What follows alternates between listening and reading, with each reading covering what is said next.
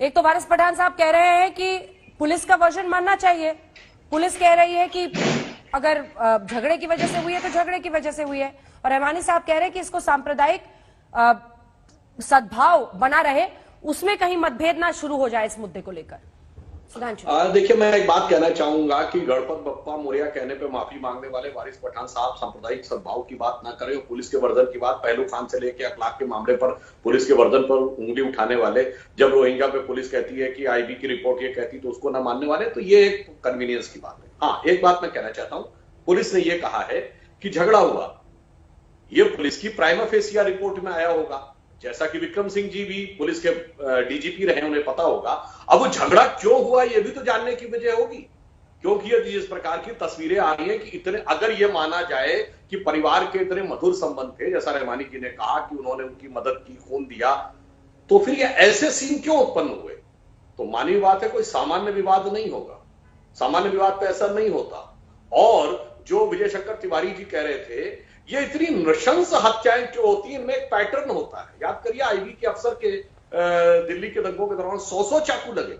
अरे 2, 4, 5 चाकू किसी ने मार दिया, आवेग में समझ में आता है, ये 100 चाकू क्या होते हैं। और मैं एक और बात भी कहूंगा, इसको भी अन्यथा नहीं लेना चाहिए। ये पैटर्न इसलिए नजर आता है कि केरल में जो प्रोफेसर जोसेफ हो या फ्रांस में सैमुअल पटी, सबका गला ही क्यों काटा जाता है।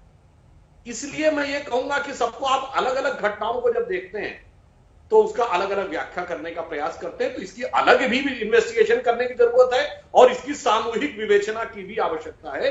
ईमानदारी से दोनों बातों का विवेचन होना चाहिए ताकि इसका जो व्यक्तिगत और सामाजिक दोनों। एक सेकंड सुधांशु जी, आप शायद पढ़ के नहीं आए। दिल्ली के जो एडिशनल डीसीपी एस दामा साहब का स्टेटमेंट आपने नहीं पढ़ा या पीआरओ का स्टेटमेंट आपने नहीं पढ़ा। दोनों ने ये कहा है कि ये झगड़ा 10 तारीख को हुआ था एक बर्थडे पार्टी के अंदर किसी रेस्टोरेंट को बंद करने की वजह से।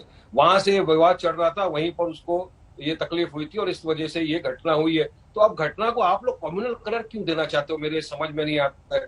देश के अंदर वातावरण आप लोग क्यों खराब करना चाहते हो? पुलिस को उसका काम है, इन्वेस्टिगेशन करने दीजिए। अब आपने मेरा स्टेटमेंट नहीं सुना क्योंकि आप लेट आए। आपको सुनना चाहिए था। जब फार्मर का एक किसान जब एक ट्रैक्टर से गिरा, वो लोगों ने कहा कि नहीं उसको गोली मारी, परिवार वालों ने कहा गोली मारी, पुलिस ने कहा कि नहीं भाई वो ट्रैक्टर पलटी हो गया, वो एक्सीडेंट के अंदर डेथ हो गई। आपने माना, मैंने माना, सबने माना।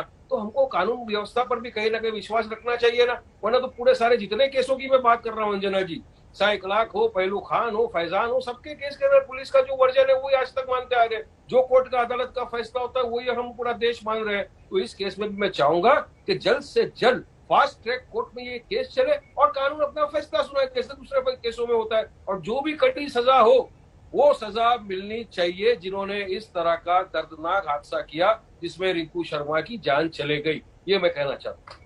हाँ, मैं वारिस पठान साहब, मैं आ गया था 4-5 मिनट पहले, टेक्निकल कारणों से जुड़ नहीं पाया था। आपका वो बयान मैंने सुना था, पुलिस का बयान नहीं माना आपने।